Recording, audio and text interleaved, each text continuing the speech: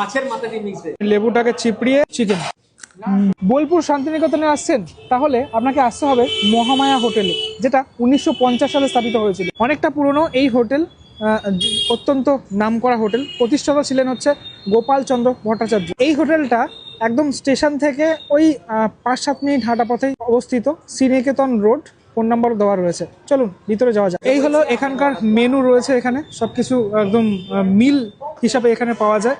নিরামিষ 100 টাকা থেকে শুরু হচ্ছে, দেখতে পাচ্ছেন। আপনি যদি প্লেন তরকা নেন তাহলে কিন্তু 50 টাকা, আর এদিকে 25 টাকা রয়েছে ডিমের অমলেট। খাবার দাবার যে ব্যবস্থা রয়েছে সেটা হচ্ছে এখানে এরকম টেবিল পাতা রয়েছে। এই ভিতরেও অনেকটা জায়গা রয়েছে, মানুষজন কিন্তু এখানে বসে খাচ্ছে, অনেক জায়গা। এবং আমার তো অ্যাম্বিয়েন্সটা খুবই ভালো লাগলো, সে পুরোনো দিনের একটা ব্যাপার সেটা কিন্তু রয়েছে এখানে।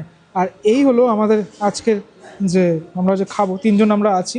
একটা খাসির মাংসর মিল, সব লেখা রয়েছে, একটা মুরগির মাংসর মিল, একটা মাছের মিল, আর একটা ওয়াটার নিয়েছি আমরা এখানে। কিন্তু এটা খুব স্পেশাল, অনেকদিন পরেই আমি দেখতে পাচ্ছি, যেটা এই শাল পাতার যে পাতা, যেটা বলা যেতে পারে এখন কলকাতার দিকে পাওয়াই যায় না, সেটা দেওয়া হয়। এবং সেটাকে পুরোপুরি এই তোমার ধুয়ে ঠুয়ে তারপরেই কিন্তু দেওয়া হচ্ছে। আর তার সাথে সাথে এই তোমার ঠিক আলু ভাজা, হ্যাঁ, পেঁয়াজ লঙ্কা, যেটা ছাড়া বলা যেতে পারে খাবার একদম মানে ইয়ে হয় না, সম্পূর্ণ হয় না। চলে আসলো কিন্তু সাদা ভাত, আর তারপরেই হলো ডাল।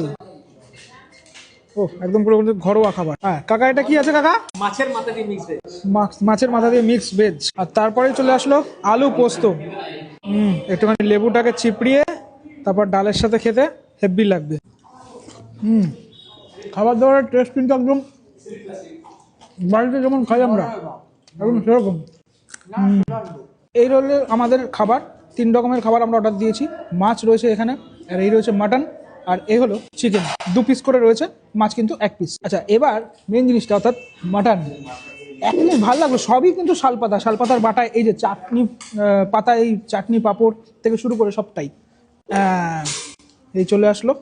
মোটামুটি বেশ সাইজটাও দেখিয়ে দিই আপনাদেরকে, ঠিকঠাক সাইজ আছে, খুব বেশি বড়ো না, খুব বেশি ছোটো না। আর একটু বড়ো হলে বেশ আমি একটুখানি খুশি হতাম, এই আর কি। না সত্যি রান্নাটা কিন্তু একদম বাড়ির মতো রান্না, খুব সুন্দর রান্না। আসলে অবশ্যই ট্রাই করবেন আপনারা।